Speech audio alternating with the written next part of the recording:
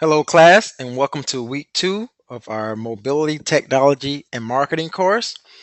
And this week, we will cover the mobile movement, and that will put emphasis on both mobility technologies and how people use mobile.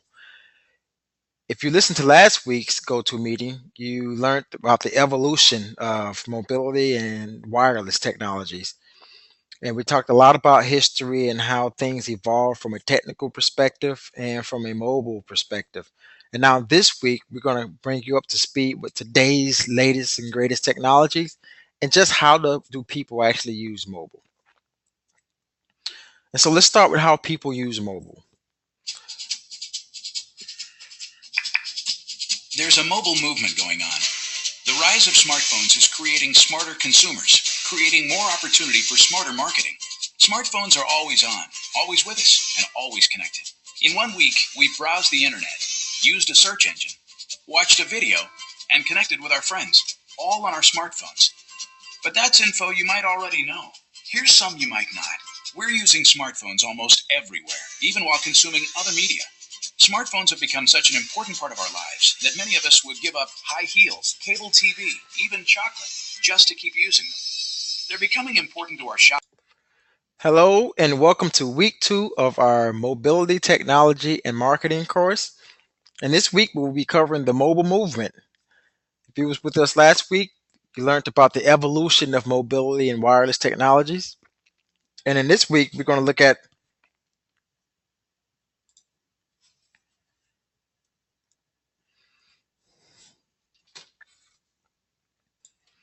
hello, and welcome to week two of our mobility, technology, and marketing course. And this week, we're going to cover the mobile movement. Hello, and welcome to week two of our mobility, technology, and marketing course.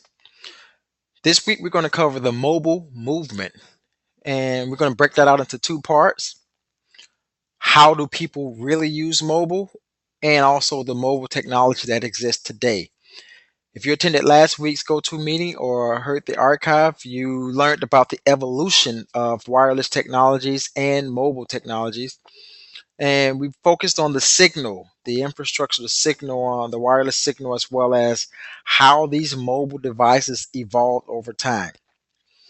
This week, we're going to take a look at today. How do people use mobile today? And what are some of the cool, unique mobile technologies that exist today that we can leverage from a digital marketing perspective in the sports industry? If you pull up your video lesson sheet, I welcome you to follow the links on the sheet, as these are the links that are on this presentation. You can pull up the links and watch the videos that I've grabbed from various locations, and you can watch along as I lecture through the course. Let's get started. So, how do people use mobile? There's a mobile movement going on. The rise of smartphones is creating smarter consumers, creating more opportunity for smarter marketing. Smartphones are always on, always with us, and always connected. In 1 week, we've browsed the internet, used a search engine, watched a video, and connected with our friends, all on our smartphones. But that's info you might already know. Here's some you might not. We're using smartphones almost everywhere, even while consuming other media. Smartphones have become such an important part of our lives that many of us would give up high heels, cable TV, even chocolate, just to keep using them. They're becoming important to our shopping habits too. Smartphones have become the ultimate shopping companion, transforming us into more savvy consumers. 79% use a smartphone to help with shopping. In fact, 70% of us actually use our smartphone while in the store. We use it to find retailers, compare prices, get coupons, read reviews, and check to see if something's in stock. Which leads us to buy. Nearly 3/4 of shoppers made a purchase as a direct result of the info we got from our smartphones, either in store, online, or on our phone. Our new mobile shopping habits are adding up to big spending across the board. And where do we do most of our shopping? Usually in our own backyards. In fact, finding local information is one of the most popular smartphone activities. We're using our phones to find everything from the nearest pizza place, to movie showtimes, to finding the nearest store that carries the item we're looking for. And 88% of us use that local information and take action within a day. whether to call or visit a local business. Over the past year, mobile search queries have skyrocketed to new heights as we search for everything from product reviews to travel info to random trivia that can help us settle bets with our friends. And while word of mouth or seeing a product in store may lead people to search on smartphones, 71% of us search because we saw an ad, both on traditional media and on our phones, and we're acting on it. 9 out of 10 mobile users have taken action, all thanks to a smartphone search. The simple fact is, mobile ads work. Recall seeing a mobile ad? You're not alone. 82% of us do. Yet 79% of top advertisers don't have a mobile optimized website. It's important to build a good mobile user experience because if we see a mobile ad, we tend to click on the ad, visit the advertiser's site, make a purchase, or call the business. Today we use smartphones to stay connected, to keep us entertained, to search for information on the go, and to make us smarter shoppers. And we're going to be doing a lot more of this, creating more opportunities for marketers to connect with their customers. Don't miss the mobile movement. Mobilize your marketing to reach the new smartphone consumer. And that was a presentation by Google that was extending upon the importance of essentially having a mobile optimized website and how people interact with their mobile devices these days, for recognizing advertising and marketing through those channels.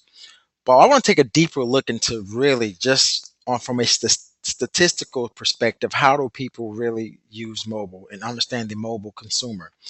And so I did some research, and since I looked at the largest source of data collection, which we all use, that'd be Google, and took a look at the survey that they did to gain insight just on how consumers are really, on their smartphones and using the internet and different type of aspects of their smartphone. So let's take a look at this. The smartphone penetration is on the rise. I think we all know that. This survey was done in as of 2012, and as you can see, there's been at least that it looks like a 13% rise in smartphone penetration from um, 2011 and 2012. And if you look at it, smartphones are the central part of our lives. 62% use their smartphone every day in the past 7 days.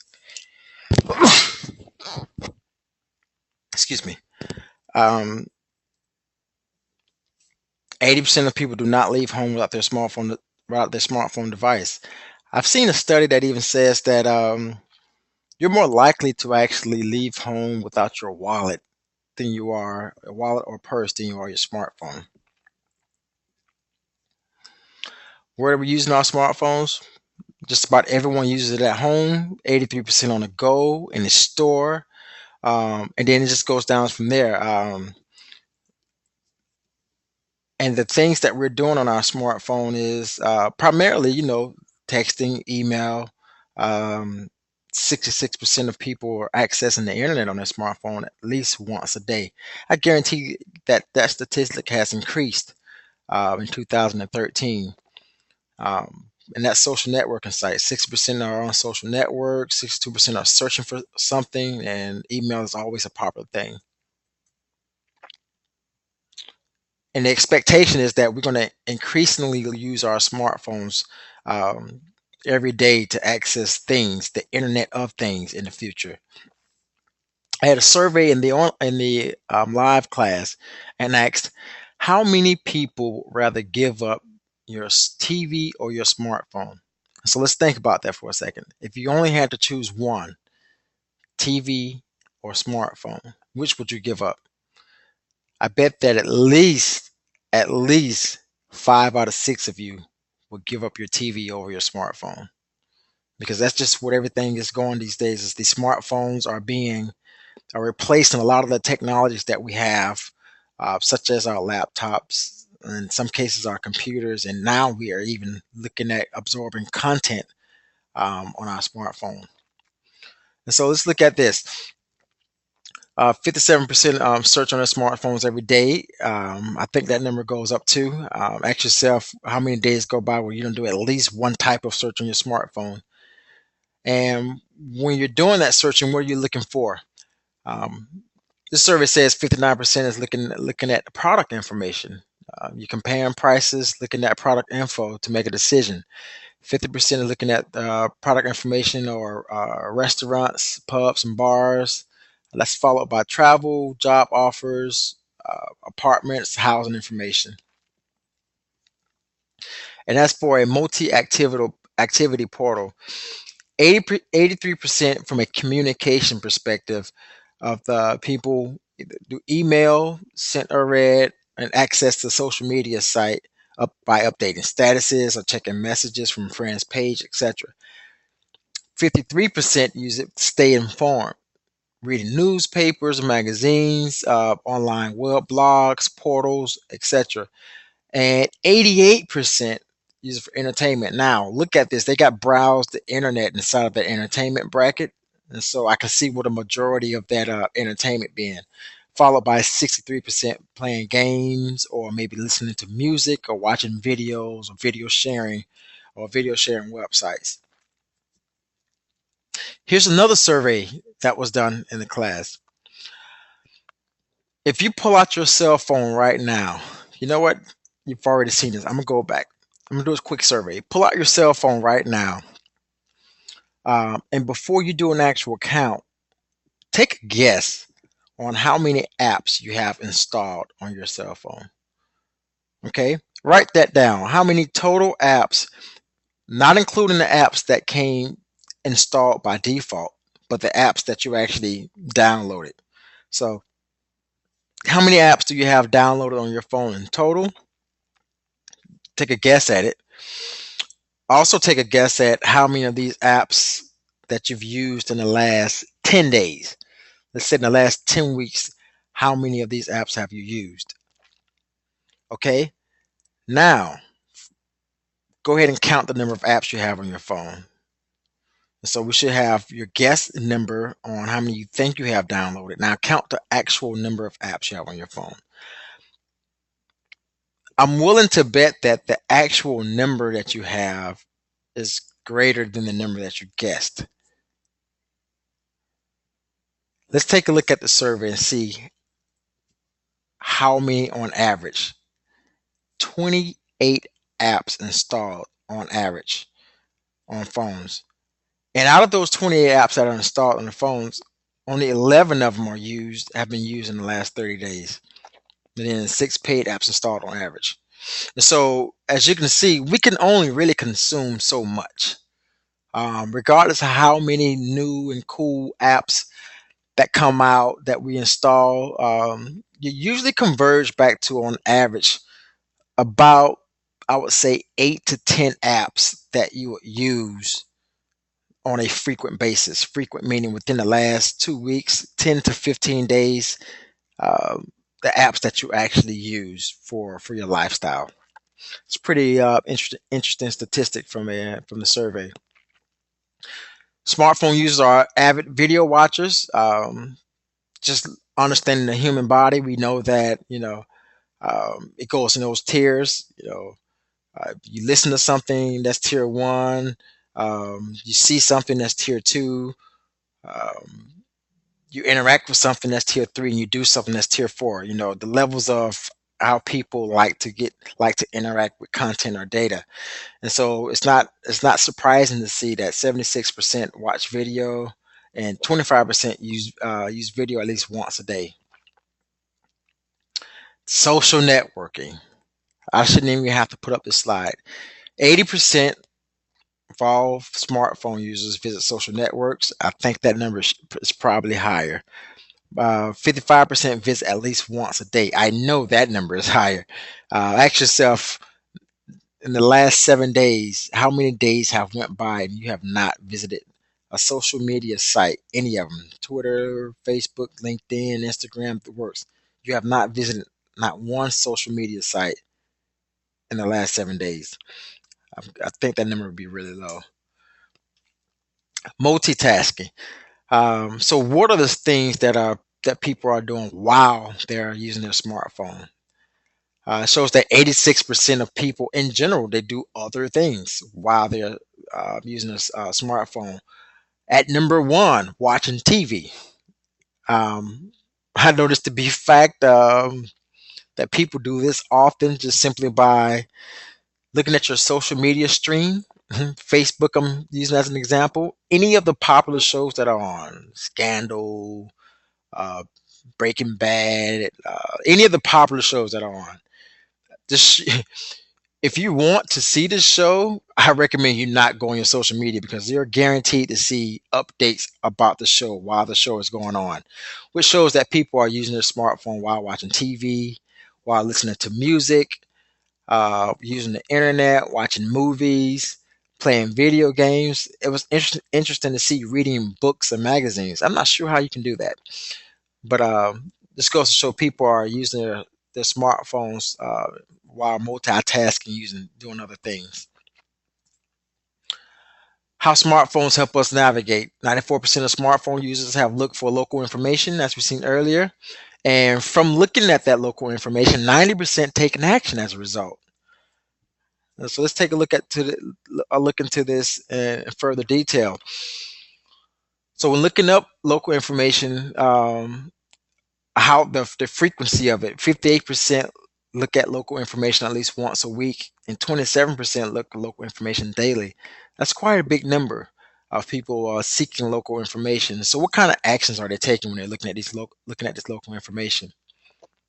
70% connect with the business. You see, they either called the business or service, looked at the business up on a map, got directions to it, or something connecting with the business. 66% actually visited the business. Um, Whether they got that, whether it's a store or restaurant that they've reached out and found located on their smartphone, they've actually visited the business. 23% became advocates. They told others about it. They read or wrote a review about it or recommended a business or service to someone else, directly shared it. And 36% made a purchase.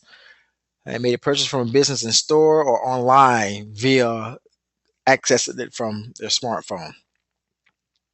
Okay, so the demographics of the people who took this survey, believe it or not, from a gender perspective, is about tie.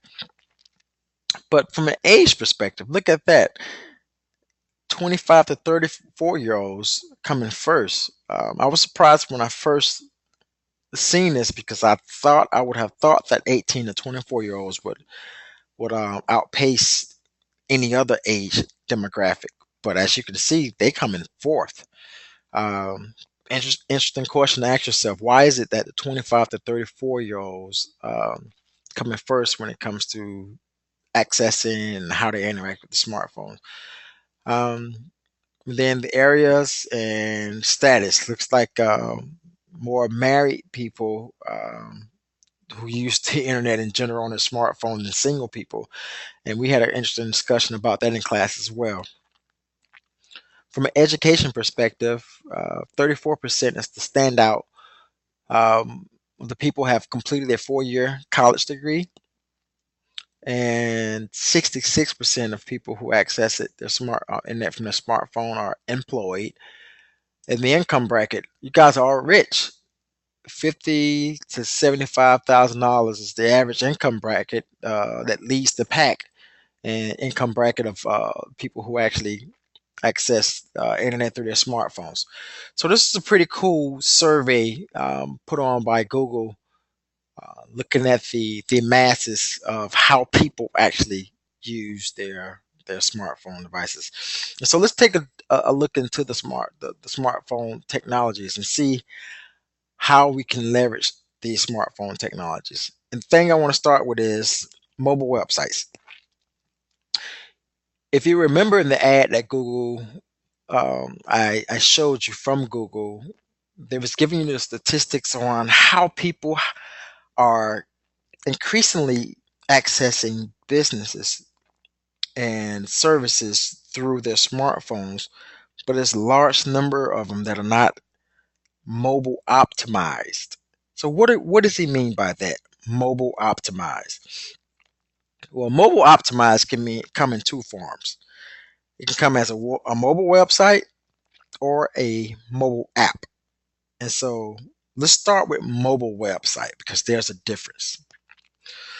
So, what is a mobile website? A mobile website is actually an approach to how the website is designed. That approach to how the website is designed and developed is called responsive web design. Now, we're not going to get into the intricacies of how to do this, how to code the website in order to make it mobile optimized, but I think it's beneficial for you to know and understand the process and the differences between the two, so that you can have this in your tool belt. And so when you see a mobile optimized website or responsive web design website, when you pull it up on a mobile device, whether that be a tablet or a cell phone or a laptop, the website conforms, it transforms the view to fit that device so that you're not looking at a full website in its view on your standard 21-inch monitor on a small 4.5 inch screen, and it looks all tiny and you can't read it and you have to zoom on everything. And so as you look at the screen, you'll see that just the process that involves in this is literally taking the content of the website and transforming or making the HTML and the design characteristics so much so that it recognizes when you're on a mobile device and it recognizes the screen size of that device and transforms the website so that it fits the screen size properly and make it a more easier experience for you to navigate through it. And so hopefully my mouse shows up. If it doesn't, if my mouse doesn't show up, that's cool. But you see the center picture there, and it shows you how that website looks on a desktop screen and a laptop, very similar. But then how it starts to look on a tablet. Notice how the columns are vertical now versus horizontal because you lose some horizontal space. And when it goes down to a mobile device like a cell phone, it's just smaller. It's still transformed like a tablet, but it's smaller so that it conforms to it. So let's take a look at what I mean by this as an example. On the left hand side, you see the actual website. That's the actual website where you can't read what is that context, on the left and right hand columns, or what does it say in the headers. But on the right side, it's not a mobile app. It's actually a mobile website. And so the mobile website conforms to transform that website, and so that I can easily see the header, the navigation buttons. I can see the images are much clearer, and it's not cluttered. And so this is the good example of the difference on having a just a website that's being pulled up from a mobile device and a responsive design website or a mobile website. Okay. So the question that you want to know, the question that you're going to ask, that you are asking, what's the difference between the mobile app and a mobile website? Well, I'll tell you the difference. In the left column, you'll see those are characteristics of a mobile app. On the right side, there's characteristics of a mobile web. The mobile app is designed specifically for that device. For example, right now they're pretty much for the operating system. There are three operating systems out there. There are Windows, Android operating systems, and iOS, which is Apple's or iPhone operating systems. And for you to have your website or have your web application as a mobile app, that's a different development process that you develop the mobile application um, so that it runs native to the app, meaning that it runs actually inside the phone, not through the browser. All right. And so, what are some of the trade offs on using a mobile website versus a mobile app? As you can see, a mobile app, it runs locally, and so which makes it the performance much higher than a mobile web. I won't say much higher, but it makes it higher because the web has to rely on the internet for it to load and be responsive. From a cost perspective, the mobile app is more costly than a mobile website. and the mobile app is higher to maintain. You notice that when you use your mobile app, there's not too many days go by. At least every week, you're getting those updates from the apps that you've downloaded. Well, the developer, the owner of those sites, have to constantly make updates and push them through so that you stay up to date. From a compatibility perspective, mobile webs is compatible across platforms. And so, as long as the platform, as long as the device understands HTML5, which all devices do, then you can pull that up from any mobile device and see that website. Versus, you would have to develop a separate mobile app for Android, one for iOS, one for Windows, if you want it to be available on those separate, and then they will be in those separate application app stores. And but from a user experience perspective, the mobile app wins because it is native to the device. It has access to all the device features and functions and buttons, and it's more intuitive. But the mobile webs are getting better. And so that was the mobile website versus mobile app. Let's look into the next feature I want to talk about: augmented reality. So, what is augmented reality? Augmented reality is essentially a computer generated output based on real life. And here's what I mean by that. Let's give you an example so you can understand. If you're a football fan, if you watch football and you notice that yellow line that we see when we're watching the game that the refs don't see because they have to still go out and get the chains and make the measurement to see if they got a first down. Well, the ability to see that yellow line is an example of augmented reality.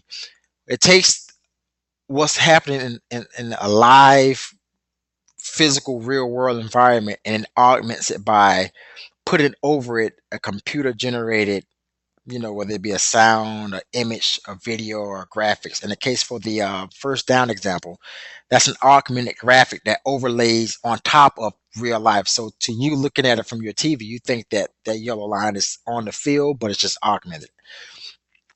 And here's an example of it. I think we can all agree that reality is pretty great. It's what we experience through our senses, like our eyes, and phones with cameras. The internet is awesome too, but the internet and reality have a hard time working together. Thankfully, this is changing quickly. New tools mean that the world around you can now be seen with a layer of new information from the internet. This is augmented reality, explained by Commoncraft. If you've ever seen a movie with a fighter pilot, you've seen the pilot's view from the cockpit, but something's missing. The pilot needs a layer of information that adds useful items to his view of reality. Recently, this kind of layer started working on your smartphone, but instead of flight data, you have data about the world around you. It's augmented reality. Let's say you're hungry and at a busy intersection. There are multiple restaurants around you, but you don't have a good way to make the decision. Now, thanks to new software on mobile phones, you can simply point your phone's camera at buildings around you, and voila! Restaurants are magically recognized, and a layer of information about the restaurant appears on the screen. Another example is shopping. You can point your camera at a product and see a layer of information about it, like prices of the same product at other stores in the area or on the internet. And this functionality only requires a few things. First, a smartphone with a camera to capture reality.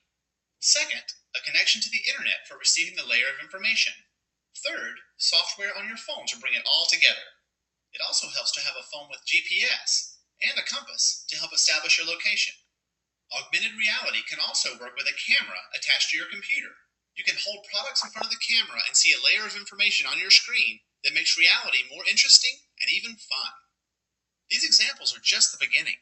In the future, you may wear glasses that have a tiny display that you can see while walking. As you walk by stores, buildings, people, and products, this screen displays information from sites like Wikipedia or Google. Suddenly, your reality is richer and more interesting. It's coming, but augmented reality has a long way to go. Keep your eye out for ways that augmented reality adds layers of new information to your reality. I'm Lee Lefevre, and this has been Augmented Reality, explained by Commoncraft. For Pretty more detailed resources and videos about technology, security, mobility, pretty cool, right? Check out this other demonstration that shows you some in action.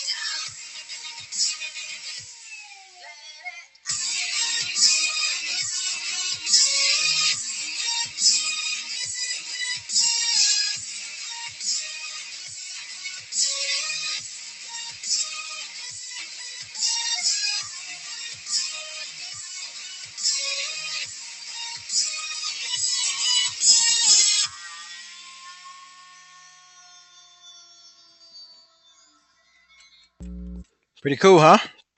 So that's augmented reality. The next thing I want to talk about is QR codes. So what is QR codes? You guys probably, I'm sure you've probably have seen it before, but I have a little snippet to show you how they work. Probably bought groceries and seen the cashier scan an item to get its price.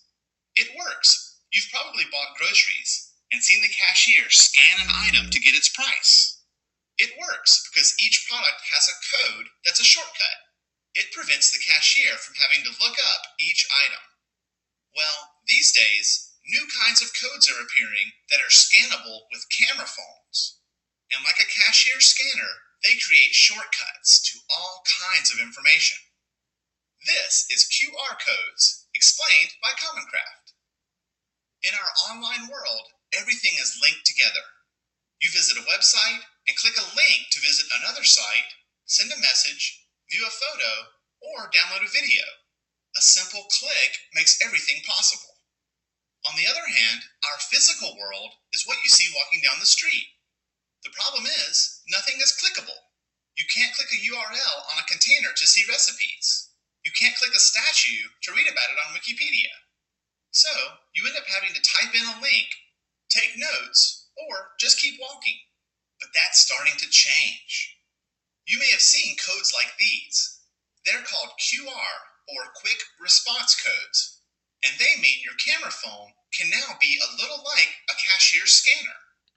Once you have a QR reader app on your smartphone, you can point your camera phone at these codes and immediately grab useful information.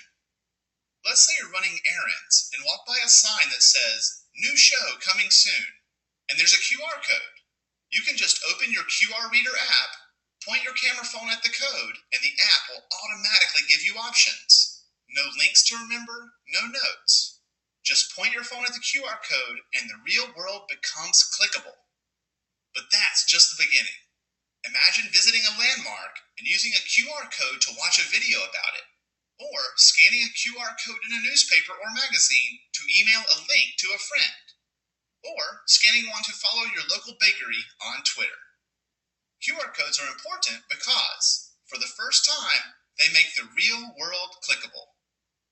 I'm Lee Lefevre, and this has been QR Codes, explained by Commoncraft. For more detailed resources and videos about technology. Next thing I want to talk about is NFC, near field communications. Actually, I don't have to talk about it because I have some two really cool, or one really cool demonstration of it. And if you are an iPhone user, you kind of missed out on this one. The Android devices have these really cool things because iPhones aren't NFC enabled, just Androids right now. But here's how the technology works.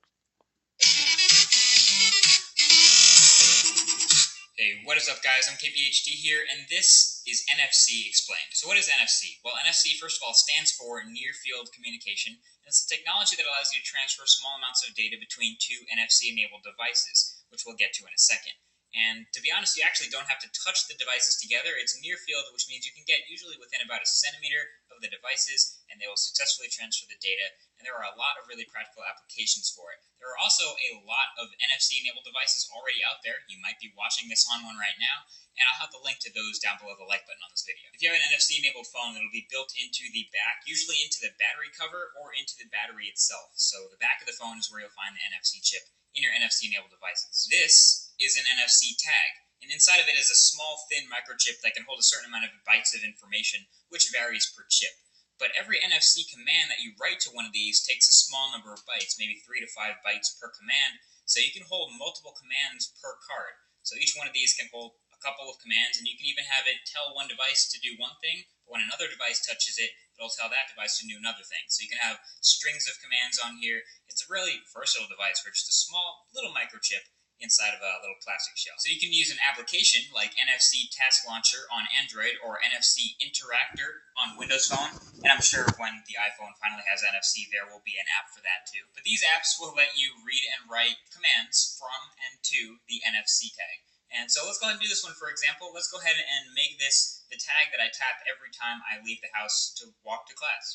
So I'm going to program this red tag here, and the link to the Android app I'm using is down below. But basically what I'm going to do is create a new task, make it an NFC task, and then add the actions that I want to be associated with that task. And this is the whole list of all the things I can do to make this phone change, or what I want it to do when it taps the NFC tag. So you can see it's a pretty awesome list. So when I leave the house, I want to crank the sound all the way up. I also want to maximize the screen brightness, and I also want to disable Wi-Fi since I'll be hopping onto a 4G network. So, but this is basically the huge list of all the things. You can see there's Tasker integration, a whole bunch of different system settings, but I'll go ahead and crank Wi-Fi off, hit next, and then I'll make sure all the toggles are set to what I want it to do. So when I tap it, I want it to disable Wi-Fi, I want it to enable the vibrate mode for sound, and crank the screen brightness to 100% when I walk outside. Once you've picked everything, this is what the tag is going to do. Go ahead and save and write, and swipe the tag onto the back of the phone. And as you can see, it was written successfully, and we're done. So there you go. Now whenever I leave the house with this guy in my back pocket, I can literally touch my phone to my butt, and it'll do all these commands that I already programmed it to do. And that's it. You're set. I'm set to go. So clearly NFC is awesome. So without any further ado, throwing at you with a quick top 5. I know you didn't think this was a top 5 video, but let's go ahead and take a look at the top 5 awesome things that NFC can do. Number 5, app launching. Let's say I stick one of these in my car dock. I can have it launch Google Maps when I put my phone in it.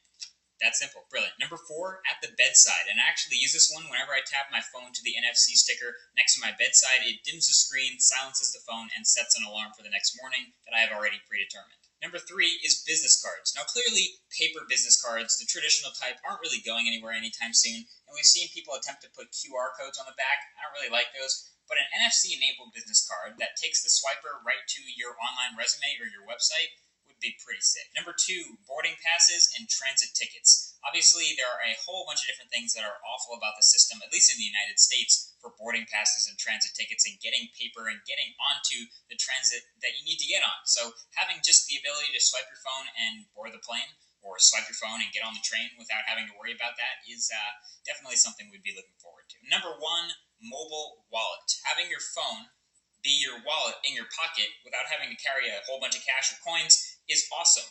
Now, swiping your phone to pay at a McDonald's or a Dunkin' Donuts can either make you look like a complete idiot or a complete boss, depending on whether it works or not. But when it does work, like it did for me at a 7-Eleven a couple of weeks ago, you see that little Google Wallet logo, you swipe to pay, and you start walking out the store, you automatically blow the mind of anyone who is in that store at that moment. Sometimes they don't actually realize that you just paid, and they start to stop you like, hey, why are you walking out the store right now? And then you look back, and it's processed, the payment is done, it came from your Google Wallet account. And speaking of Google Wallet is basically on the forefront of pushing this technology, basically the mobile wallet stuff, to be in the forefront, and that's why Google's doing work right now. So those are your top 5.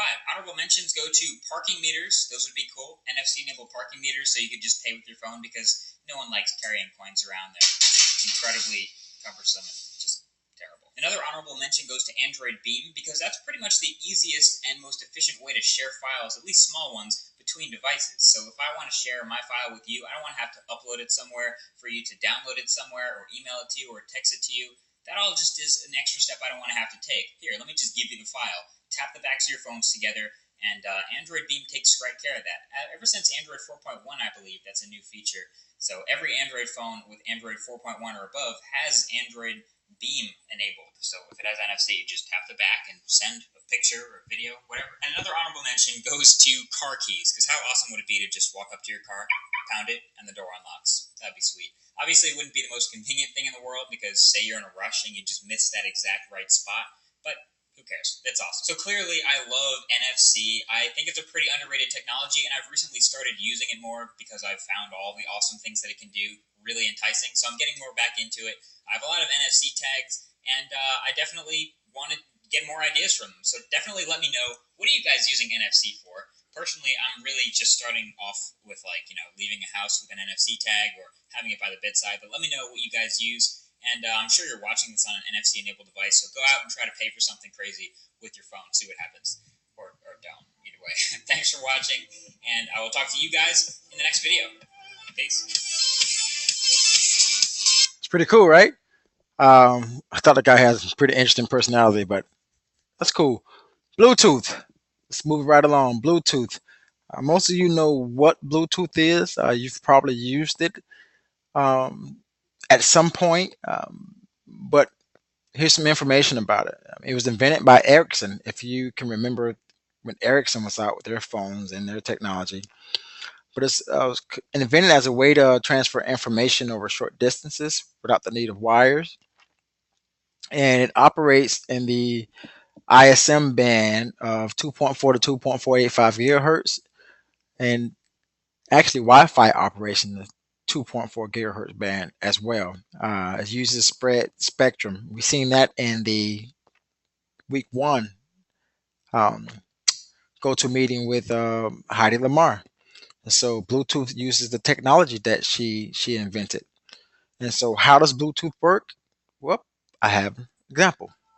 Welcome to the lightning fast guide to Bluetooth technology, what it is, how it works, and how you can use it. Bluetooth allows wireless transfer of data, audio, photos, and even movies. It's better at what it does than other wireless standards, like Wi-Fi, for a couple of reasons. First, it's intended for low-power personal devices that are close together, and that means it doesn't drain the batteries. Second, it was designed specifically for the kinds of things people want to do with personal, portable devices. So it's brilliant for transmitting audio and simple but useful things like quickly sending a photo to a friend without having to pay for a multimedia text message. Bluetooth isn't about connecting you to a large network like the internet. It simply links two nearby devices together in a process known as pairing. Bluetooth is now a mature technology, and because it's mature, it's now inexpensive. And that means you'll find it in almost every modern laptop and mobile phone, and even devices like MP3 players. And unlike earlier versions, pairing devices is now incredibly easy. What's more, cutting-edge digital compression technology means stereo sound that's a perfect match for high-quality music players. The process of pairing two Bluetooth devices so that they can communicate is dead easy. To pair these Bluetooth headphones and this phone, I can simply switch on the headphones and use the phone to search for Bluetooth devices in the area. Once the phone has found the headphones, I can simply select them and they're now paired. I can put the phone safely back in my pocket and listen to the music wire-free. It's just as simple with a laptop. Using Windows, I can search for a Bluetooth device and have the headphones paired in seconds. Bluetooth has become an indispensable part of modern life. From its difficult beginnings, it's now simplicity itself to use. It features in almost every mobile phone and laptop produced today, so it's always available. Pairing two Bluetooth devices is simplicity itself, and using it for simple, quick tasks like sending a photo is a breeze. Pair your Bluetooth headphones to your mobile phone, then listen to music without wires. Plus, it's indispensable for using on the move. You can take phone calls without skipping a beat.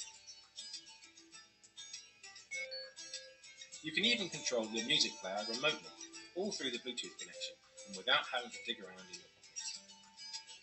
Bluetooth isn't just easy to use, it's now a real alternative to cabled headphones and ensures wireless stereo at the highest quality. With Sennheiser and Bluetooth, life is just that bit easier.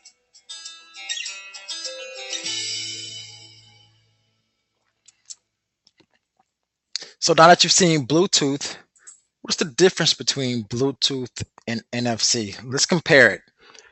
Looking at the columns, you see three columns. You got the Bluetooth 2.1, then the more updated Bluetooth 4.0, which is the Bluetooth low energy, and NFC. You're going to hear a lot more about the Bluetooth low energy because that is one of the up and coming technologies that solve so many the past Bluetooth issues.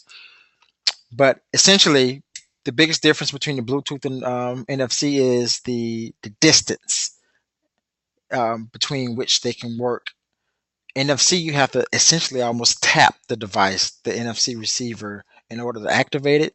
But with Bluetooth, it's like a wide personal area network. It's like a mini Wi-Fi um, network that you don't have to be in close range with it. You know, as you can see from the up to 50-meter range there, using the Bluetooth low energy standard.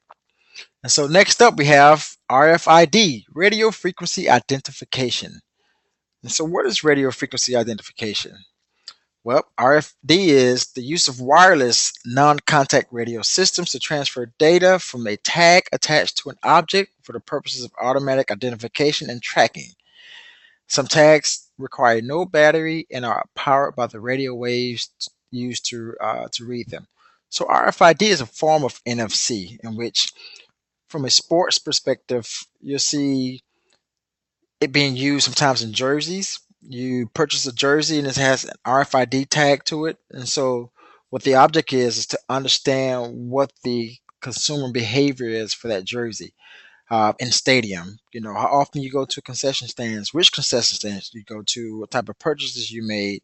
That data can all be tracked and then maybe push special promotions or discounts to you based on your interests. So that's what RFID is. Very similar to NFC, where you have the actual device and then you have the radio signal that's tracking it. So there's no need for me to show you another video on that. Let's get to location based services, starting with the most popular one, GPS. Um, I'm sure you know what GPS is, I'm sure you've used it. But one thing I don't think you know is how it works. And this is going to be pretty interesting. Take a look. From Canada's Perimeter Institute for Theoretical Physics, welcome to Perimeter Inspirations, classroom videos that investigate the frontiers of science. Join host and physicist Damien Pope of Perimeter's outreach team and leading scientists as they take you on an educational journey of wonder and discovery.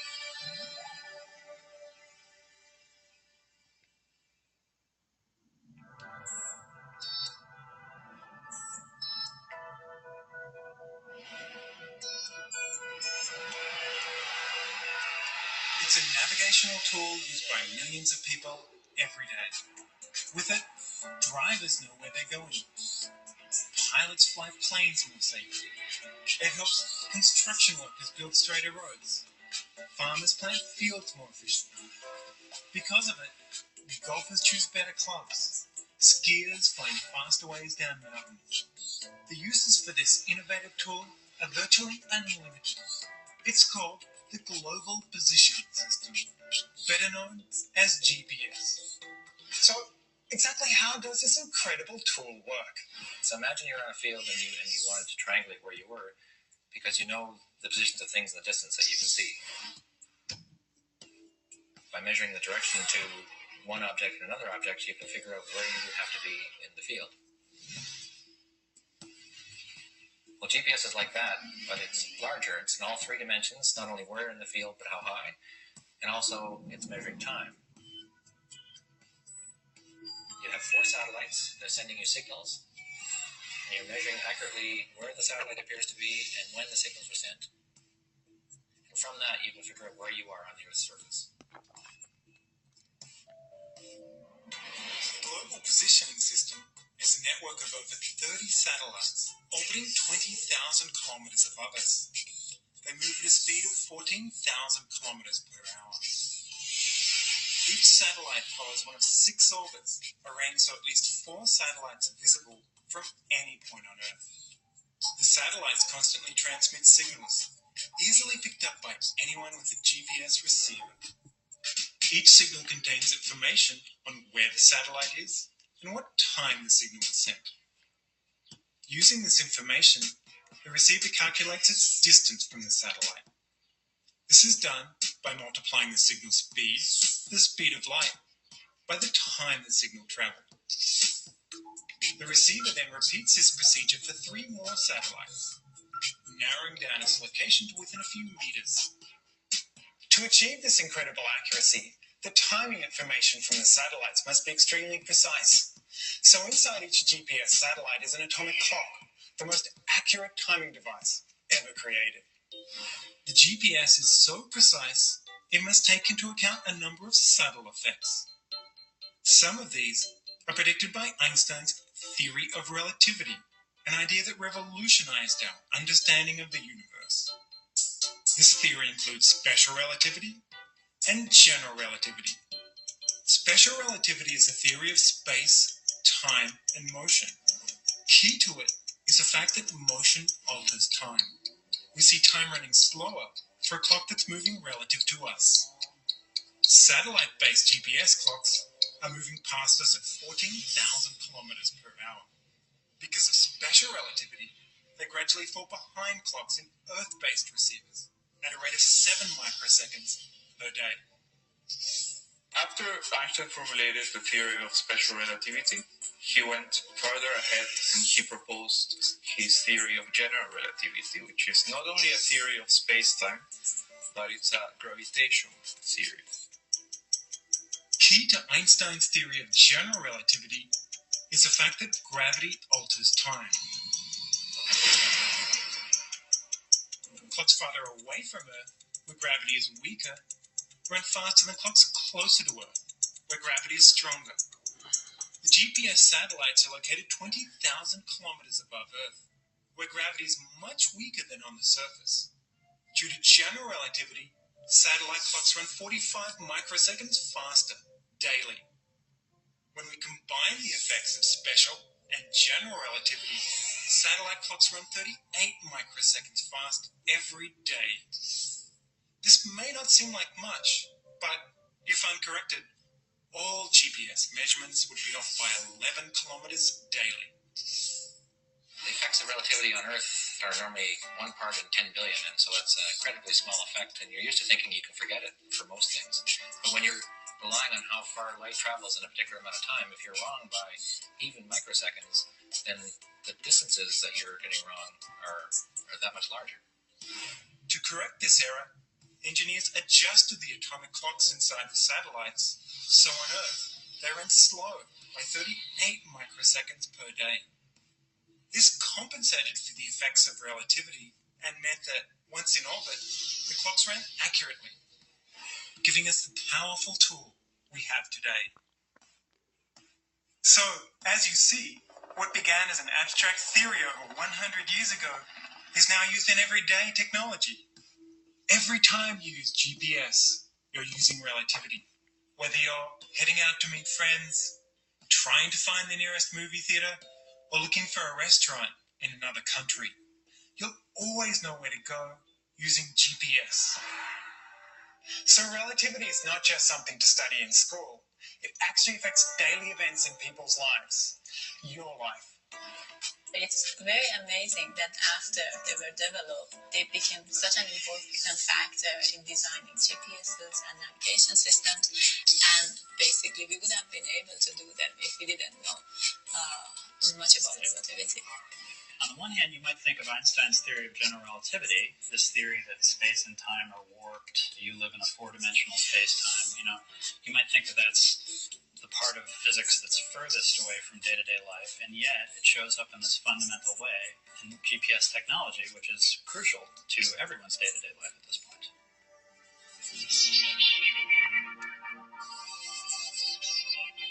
Theoretical physics, closer than you think.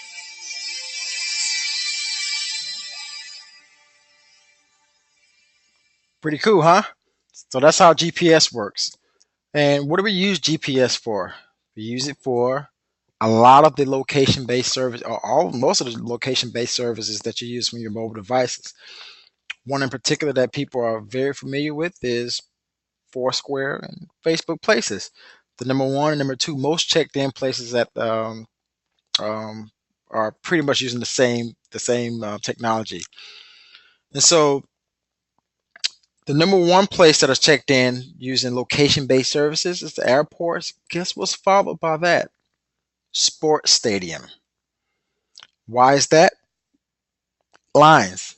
When people are confined to a space and standing in lines, they tend to start to teeter with their devices if they can't talk to people. But here's a good way to provide redeemable benefits for people who are starting to whether it be at the airport or a sports stadium, team merchandise concession discounts. They're in line, they're prepared to come inside of the stadium. Why not provide them a discount on offer? um, Proximity to a favorite team, we can use location-based services via GPS, Foursquare, or other type of services to find out where are you with respect to where your favorite team is. How far are you, whether it's OKC, the Heat, where are you with respect to the team? And if you are somewhere physically with respect to the team, whether it be a check-in at a stadium, um, it's obvious discounts that you can offer. But whether it be a check-in at home, there's some virtual benefits that you can leverage as well. And the usage of low location-based services on, Twitter and Facebook, as you can see, Twitter is four times longer than on Facebook, where you get 7% use it, 21 plus minutes per use, where 26% use it in that fashion on Twitter. For some reason, I'm not sure what the dynamic is, but there's a benefit if you want to cross promote between Twitter and Facebook. Yeah, whether it be hashtagging or using uh, your Facebook team, using your team fan page on Facebook to cross promote that you're at the game, that you're checked in. And so fans rarely receive benefits at the venue. They say that 7% receive virtual benefit, 5% receive a physical benefit. This is a big opportunity, as I mentioned before. I mean, the technology exists through via a mobile device that you can check in, or the device can detect your location essentially. And if you make it public or make it known, enable that feature, then there's opportunities for teams to create all type of incentives to actually get in front of you or capture your attention to offer you something. And then the check-ins, or the you being on that location based enabled device, provides all type of across the board solutions. With that reward, you're more likely to check in more often, and by checking in more often, they can create loyalty programs, more check-in, better rewards, or you can become advocates so that your friends can identify where you are in a game or at a game, and that also can rack up all type of incentives a team can do. And so the opportunities are endless from a marketing perspective, but from a technology perspective, there's some cool things happening with GPS, with near field communication, with RFID, uh, QR codes, mobile apps, mobile websites. And I just want you to be aware of the gamut of the mobile technologies that exist. I hope you enjoyed this week's presentation. If you have any questions at all for me, feel free to reach out to me, whether it's email, iChat, phone. I like to hear from you guys, and I'll talk to you next week. Take care.